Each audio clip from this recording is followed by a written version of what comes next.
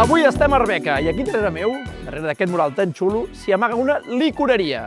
Perquè aquí l'Andreu, que ara ens ho ensenyarà, hi fa ratafia, hi fa vermut i més coses, però no ho fa ell sol, perquè això és un projecte cooperatiu. Millor que ens ho expliquin ells mateixos.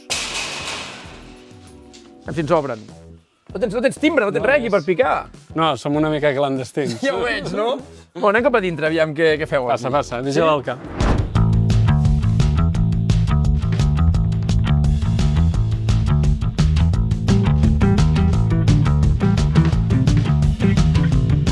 O sigui, aquí dintre tenim vermut que tu ja has fet i el poses aquí envellit i poses un vi. Amic. Sí, són diferents lots que anem posant aquí. Llavors, aquesta és la bota mare, és el 2021 vam començar el projecte del vermut i aquí va entrar el primer lot de vermut.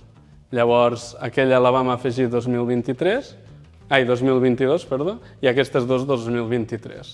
Costa molt de sortir, aquest vermut, és molt especial.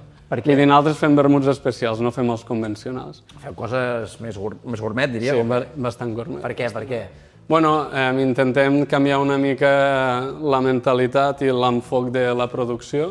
Justament hem de dir que fa 2 mesos que ens han qualificat la Generalitat com a empresa artesanal alimentària i això és perquè a mi m'han donat el títol d'artesà dintre el món de begudes alcohòliques i això sempre diem nosaltres, treballem amb lots molt petits i la manera de fer-ho sempre, aquí no entren essències, llavors tot ho fem en matèria primera, fresca o seca, i això fa que també sigui molt més costós. Llavors aquest vermut, el preu de sortida també és molt més alt. Sí.